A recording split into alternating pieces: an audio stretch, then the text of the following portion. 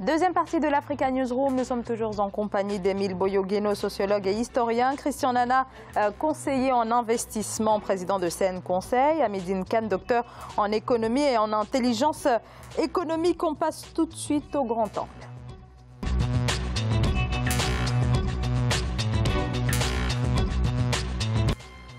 L'État zimbabwéen est condamné à verser 150 000 $ de dédommagement à une militante des droits de l'homme. Il s'agit de Justina Mukoko, directrice de l'association Zimbabwe Peace, kidnappée et torturée en 2008 après avoir dénoncé les manœuvres du régime pendant les élections. Gladys Mwamba.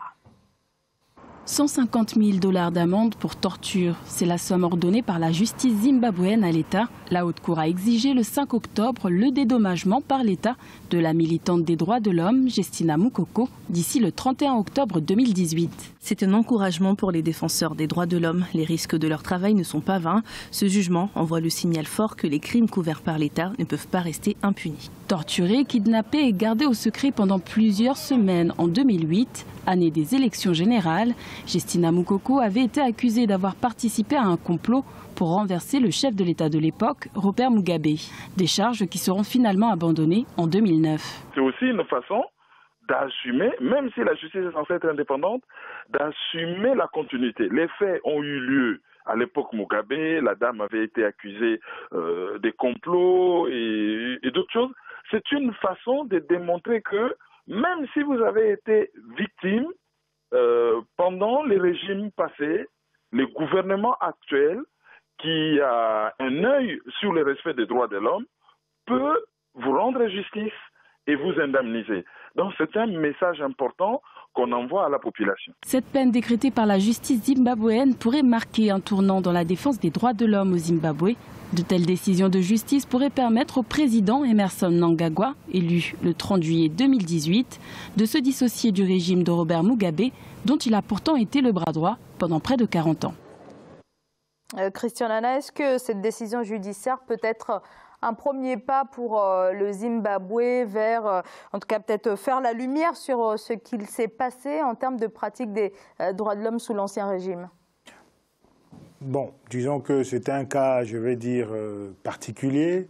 Je ne dirais pas que c'est un cas isolé, mais c'est un cas spécifique. Bon, c'est une journaliste, elle a été torturée, on l'a mis dans des congélateurs, on l'a tabassée. Aujourd'hui, elle obtient une certaine reconnaissance. Donc c'est positif. Maintenant, est-ce que ça va résoudre le problème général des droits de l'homme au Zimbabwe? Je ne suis pas sûr. Vous savez, au Zimbabwe, vous avez des graves problèmes. Droits de l'homme, c'est très large. Hein. Vous avez par exemple des notions d'expropriation, par exemple. Ça fait partie des droits de l'homme. Quand quelqu'un perd son droit de propriété, vous avez le président Mugabe, c'était un président qui était quand même très autoritaire. Il y a eu beaucoup de répression. Et c'était la répression des fois à grande échelle. Donc je ne sais pas si une décision de justice qui indemnise une dame qui a passé 2-3 semaines. La question c'est est-ce que ça peut aller éventuellement plus loin? Ça va résoudre le problème des droits de l'homme au Zimbabwe? Non, c'est pas ça. Est-ce que ça peut être le début d'un mouvement, en tout cas, voilà, peut-être l'État du Zimbabwe qui pourrait être rattrapé par d'anciennes affaires? Pour moi, c'est un peu de cosmétique, parce que le président Mnangagwa, il a quand même été dans ce régime. Il ne va pas non plus se faire violence et lui-même s'auto-accuser. Donc je pense que les grandes violations des droits de l'homme fondamentales du Zimbabwe, celle-là, je ne pense pas que ce soit une décision de justice de 150 000 $ qui va les résoudre, je ne crois pas. Non. Émile Boyogeno, peut-être une opération d'image de la part du régime. Et on sait que voilà, le régime du Zimbabwe cherche notamment à rétablir ses relations avec la communauté internationale, notamment avec le Commonwealth. Et il y a certaines conditions qui ont été posées, notamment le respect des droits de l'homme, notamment. Donc est-ce qu'à travers cette décision, il s'agit en quelque sorte de se donner une certaine image? Oui, alors je suis tout à fait d'accord avec l'argument de M. Nana qui consiste à dire que c'est une opération totalement cosmétique.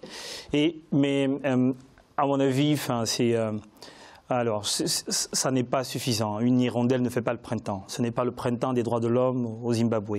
Premier point. Second point, je pense que si réellement cet État a envie d'instaurer les droits de l'homme, de montrer qu'il a un fort respect pour les droits de l'homme, Il suffit de créer une commission vérité et réconciliation, c'est-à-dire cette institution de justice transitionnelle qui permet de passer d'un État un peu sévère vis-à-vis de ses populations, pour utiliser un mot doux, pour un État qui est plus transparent, qui respecte l'État de droit, les droits de l'homme, et ainsi de suite. Il y a des instruments qui existent dans la justice traditionnelle. Les commissions justice et réconciliation, ce sera un instrument qui permettra de passer, vraiment de tourner la page. Mais si on fait par des opérations comme ça, la farfelue de cosmétiques, qui utilisent des individus précis. Cette dame, elle est journaliste, premier point, donc c'est un leader d'opinion, ou une leader d'opinion. Second point, elle dirige non pas une ONG, Zimbabwe Peace Project. C'est un consortium d'ONG qu'elle dirige. Donc ce n'est pas n'importe qui. Quand l'individu lambda bénéficiera des mêmes conditions de réparation, d'ailleurs je trouve que 150 000 $, c'est un petit peu ridicule hein, pour les dommages subis, parce que 50 000 $ seront versés aux avocats et elle ne se retrouve qu'avec 100 000. Alors néanmoins, ça reste quand même quelque chose d'exceptionnel au Zimbabwe. C'est le symbole. Mais le fait de reconnaître déjà qu'il y a eu torture, il y a eu... Quand est-ce qu'on arrête avec les symboles? Il faut des gestes forts, plus forts que ça. Moi, je crois que c'est une bonne chose, c'est à saluer, mais c'est insuffisant. Ça aussi, c'est pour essayer de mettre la pression aussi, justement, jusqu'à présent, sur Robert Mugabe, pour dire que, oui, bon, Mnangagwa, on sait qu'il a été pendant 40 ans le bras armé justement, de Mugabe. Ah oui, oui, il le dirigeait d'une main forte, hein, il ne tremblait pas, lui. Il ne tremblait pas. Donc, c'est pour essayer de mettre encore une pression supplémentaire sur les troupes de Mugabe, parce qu'ils restent encore puissantes. Hein. Donc, pour leur dire que si vous commencez encore à faire des tohu-bohu, on va sortir aussi des cas pour accusation. Donc, parce que le dossier est très lourd. Mais on dit que quand même c'est insuffisant. Mais est-ce que ça peut aller plus loin? Je crois que si la pression internationale, ça veut dire si les États-Unis et puis les banques, la Banque mondiale, le FMI et puis par exemple les pays de l'Union européenne mettent la pression, ça peut aller plus loin. Parce que le Zimbabwe est exsangue. Et puis, ils ont besoin d'investissements pour redémarrer la machine productive. Ils ont besoin aussi, par exemple, qu'on leur dise qu'ils n'ont pas fait de... parce que jusqu'à présent, l'Union européenne ou bien l'Europe regarde aussi les expropriations dont vous avez parlé. Parce que c'est pas par hasard que j'ai parlé. Oui, parce qu'il y a 250 000 Zimbabwéens, effectivement, qui sont là-bas depuis le XVIIe, XVIIIe siècle, mais qui sont blancs. Mais bon, l'Union européenne, les Européens, quand il y a une minorité, quelle qu'elle soit, ils ont un regard là-dessus. Vous voyez, donc les 250 000, certains sont restés, d'autres sont partis dans les pays frontaliers pour continuer l'agriculture, mais on veut les faire revenir pour encore reprendre, par exemple, justement l'agriculture zimbabwéenne qui est morte, hein, qui est morte parce que justement les investissements n'ont pas été bons, et puis bon, donc le Zimbabwe qui a un potentiel énorme au point de vue agricole, ils veulent faire redémarrer ça. Donc, et puis, ils ont des intérêts qu'ils veulent reprendre au Zimbabwe. Ils ont des intérêts, surtout justement l'Angleterre qui est en train de se tourner vers les pays du Commonwealth. Oui. Vous voyez. Donc le Zimbabwe qui cherche à réintégrer l'organisation. Voilà, c'est ça, il y a tout ça. Donc moi, je crois que s'ils mettent la pression, ils vont lâcher du lest, hein, donc ça peut aller plus loin. Donc, mais maintenant, déjà, ça, c'est un point qui est positif, disons-le, c'est à saluer. Ils n'ont qu'à encore aller plus loin et puis laisser les gens s'exprimer. Aller plus loin jusqu'à sanctionner les individus qui ont commis ces actes, parce que là, on a réparé pécuniairement cette affaire, mais qu'en est-il des coupables? Où sont-ils? Il n'y a pas de sanctions prononcées vis-à-vis des individus. On peut les identifier, on peut les trouver. Si on a été capable de prouver qu'elle a été victime d'actes délictueux, il est donc possible de remonter la chaîne. En général, dans ces cas, même dans les pays, les grandes démocraties occidentales, on condamne l'État. On ne condamne pas l'individu fonctionnaire qui a commis un forfait dans le cas d'espèce. Donc je crois que, en ce qui concerne la légalité, cette opération est parfaitement légale, elle respecte les formes internationales reconnues. Mais je voulais revenir sur le sujet des expropriations, parce qu'en matière des droits de l'homme et de reconnaissance du Zimbabwe par la communauté internationale, c'était l'expropriation qui est le véritable sujet entre le Zimbabwe et l'Angleterre. C'est sur ça que jusqu'aujourd'hui, le Zimbabwe a des difficultés avec l'Angleterre. Et comme la question que vous m'avez posée, c'est les droits de l'homme et que ça fait partie des droits de l'homme, je crois que c'est sur ce sujet-là qu'il faut attacher de l'importance. Et vous savez, le Zimbabwe n'a pas géré la question des expropriations en matière agricole comme l'Afrique du Sud. Vous savez, l'Afrique du Sud, ils ont eu un processus un peu plus doux, je veux dire. Mandela était un peu plus intelligent que... Oui, là, c'était basé sur le volontariat. En ce qui concerne Mugabe, voilà. Donc, il faut vraiment le dire. Mugabe a eu une méthode brutale qui, aujourd'hui, s'est retournue contre le pays, puisque aujourd'hui, l'agriculture zimbabwéenne a perdu de toute sa superbe et il faut aujourd'hui la restaurer. C'est pour ça qu'on recommence encore avec ces opérations cosmétiques pour dire aux internationaux, à la communauté internationale, oui, les droits de l'homme, on revient, mais je veux dire, c'est vraiment une petite cerise sur le gâteau. Il faut vraiment en faire beaucoup plus pour... Donc une opération purement cosmétique. Vous avez évoqué tout à l'heure donc cette dame, donc Justina Mukoko. Effectivement, c'est pas n'importe qui.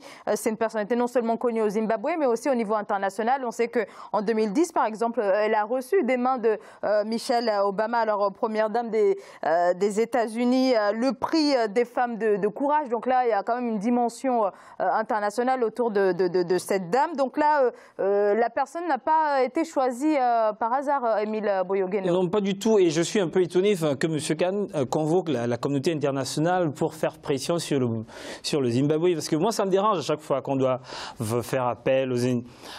Un coup, on fait appel à la communauté internationale pour faire pression quand ça nous arrange. Et puis, à un moment, quand elle se mêle de nos problèmes, comme tout à l'heure pour le Soudan, dont l'accord de 2012 a été parrainé par les États-Unis, on se dit non, on aurait dû faire notre affaire entre nous. Voilà.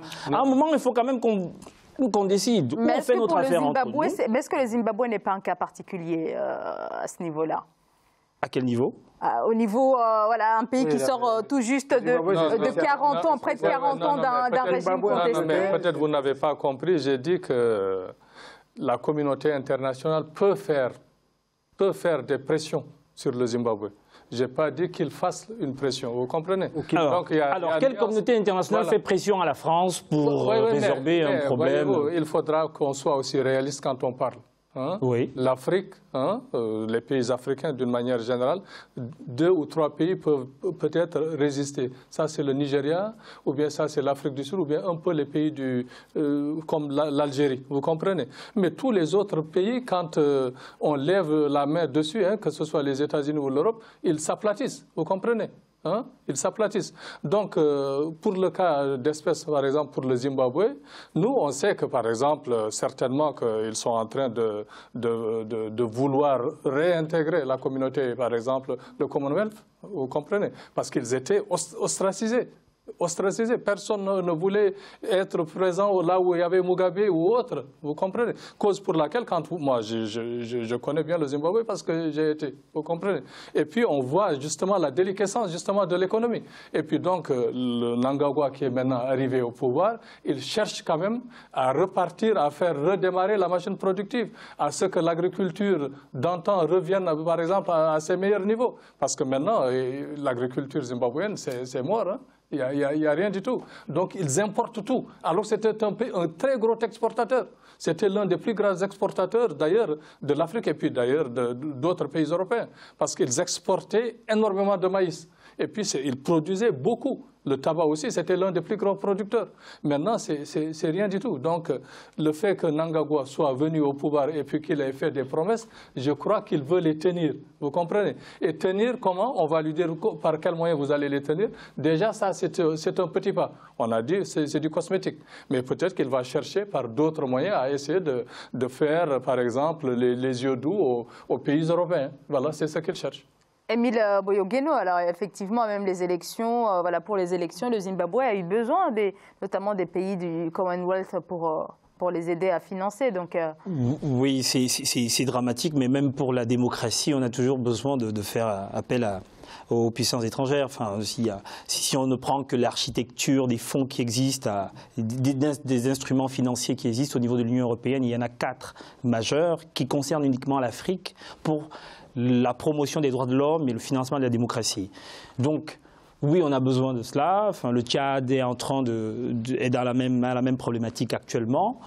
Donc, oui, on a besoin.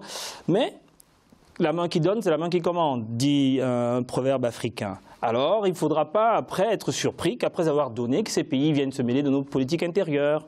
Voilà, c'est simplement ce que je dis. Non, non, mais vous avez pas... Par-delà... Non, mais ça, c'est tout à fait... Oui, ok, mais alors, une fois avoir dit ça, mais on sait que le Zimbabwe est en pleine crise économique, donc est-ce que le Zimbabwe peut se permettre ce discours-là? On ne peut pas vivre de manière isolée. Donc l'Afrique, c'est l'Afrique, mais on fait quand même partie du monde entier. Donc ce n'est pas parce qu'on dit que les Africains doivent résoudre leurs problèmes eux-mêmes que les Africains ne doivent pas tenir compte des enjeux diplomatiques et des relations avec les autres États. Quand on voit ce que la Chine fait en Afrique, ce que l'Union européenne, ce que les États-Unis même timidement essayent de faire, ça a une influence fondamentale sur ce qu'on fait. Le Zimbabwe essaye de renouer ses liens avec les institutions de Bretton Woods, avec le FMI, avec la Banque mondiale, etc. Ça, c'est effectivement, ce sont des institutions qui ont les moyens et qui peuvent faire pression sur le pays. Même si même si M. Khan a dit que la communauté internationale pouvait le faire, nous faisons partie de la communauté internationale. On ne peut pas avoir honte de dire que dans le cadre des relations internationales, des pays peuvent chercher à infléchir nos politiques dans un sens ou dans l'autre. C'est le jeu normal des nations. De toute façon, le rapport de force va toujours exister. Un rapport de force va toujours exister. Vous voyez déjà entre l'Union européenne et les États-Unis. Vous voyez déjà comment l'Union européenne s'aplatit devant les États-Unis pour les mesures de rétorsion contre les mesures qui ont été prises par Trump. Comment elle réagit, l'Union européenne? C'est comme l'Union européenne vis-à-vis de l'Afrique. C'est comme ça. Est-ce que c'est pas ce que vous voyez? Elle s'aplatit vis-à-vis des États-Unis comme l'Afrique s'aplatit vis-à-vis des Européens. Absolument. Le rapport de force, vous avez tout dit. Et tout est là. Le rapport de force. Mais la vraie question, c'est quelle est notre position dans le rapport de force? Mais, voilà. En tant qu'intellectuels, en tant qu'Africains, nous voulons toujours qu'il y ait, par exemple, une démocratie en Afrique. Mais la démocratie aussi, ça ne se décrète pas. Vous voyez, c'est à petits pas qu'on doit y aller. Par exemple, le Zimbabwe est sorti au temps de la Rhodésie, est sorti de l'apartheid. Vous voyez, donc il est venu au pouvoir, Mugabe. Nous, on croyait qu'il allait bien faire. Déjà, les premières années étaient florissantes, c'était bien fait. Mais c'est dans les dernières décennies, les 2 dernières décennies, que les dérives sont devenues beaucoup plus importantes, vous comprenez? Donc, et puis là, après, les Africains qui le soutenaient ne le soutenaient plus. Parce que déjà, même l'ancien Kofi Annan, en 2000, lui avait dit démissionnez, on va vous donner une retraite dorée et puis vous ne serez pas poursuivi. Parce qu'on sait que le Zimbabwe est en train de s'enfoncer économiquement. Il a refusé catégoriquement. Et puis maintenant, vous voyez, l'état où se trouve le Zimbabwe, c'est un état qui n'est pas enviable. Et puis nous voulons que les États africains deviennent des États forts, des États respectables, des États où il y a les droits de l'homme, et puis des États qui ont la voix, qui font entendre leur voix dans le concert des nations. Parce qu'on ne veut pas que partout où on va, ce sont les Africains qui sont indexés. Que ce soit, par exemple, dans le domaine de l'alphabétisation, dans le domaine sanitaire, dans le domaine des droits de l'homme, dans le domaine des infrastructures, dans le domaine du développement d'une manière générale, toujours c'est notre continent qui est indexé. Et puis nous, on ne le souhaite pas. Donc nous, quand on donne des conseils, c'est pour justement que nos dirigeants, nos chefs, comprennent ce dont on parle, et puis pour qu'ils améliorent le sort des conditions des citoyens africains, pour que l'Afrique demain compte dans le concert des nations. C'est ce que nous souhaitons. Alors, peut-être une dernière question. Il a dit tout à l'heure, le président Emmerson Mnangagwa, c'est l'un des piliers de l'ancien régime. Il était le bras droit de l'ex-président Robert Mugabe. Est-ce qu'on peut néanmoins voir à travers ce jugement une petite ouverture du régime à l'égard des opposants, par exemple, ou des militants de la société civile? Bon, une ouverture du régime. Si je compare, par exemple, à ce qui se fait en Angola aujourd'hui. Vous avez un cas qui se ressemble un peu. Oui, effectivement. Vous avez un pilier de l'ancien régime qui est là, mais là, il y a une vraie fracture. On sent une rupture en Angola. Au Zimbabwe, une décision de justice qui ôte 350 000 $ à une dame qui a fait 3 semaines de torture. On n'est pas au même niveau de rupture que ce qu'on voit aujourd'hui en Angola. Donc si on veut vraiment que le président Mnangagwa s'engage dans une dynamique de rupture, je pense qu'il devrait suivre un petit peu l'exemple angolais. Et vous avez remarqué, le prédécesseur de Lourenço aujourd'hui, il ne dit rien. Eduardo dos Santos ne dit rien. Il ne réagit pas à rien du tout.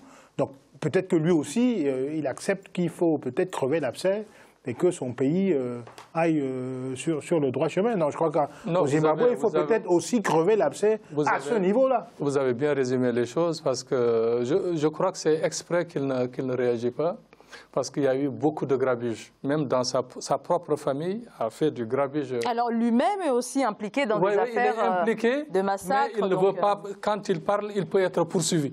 Oui. Donc pour sauver les meubles, il se tait. Pour sauver les meubles. Et puis Mnangagwa, il est venu il y a quelques mois. Il y a 2 ou 3 mois qu'il a été... Oui, en juillet. Donc maintenant, il est en train, petit à petit, parce que vous voyez, les appareils d'État sont des appareils très puissants. Et puis ils ont encerclé tout, surtout la ZANU-PF. Donc ils ont des tentacules partout. Donc le fait de vouloir faire une rupture brutale, ça peut lui coûter son poste lui-même.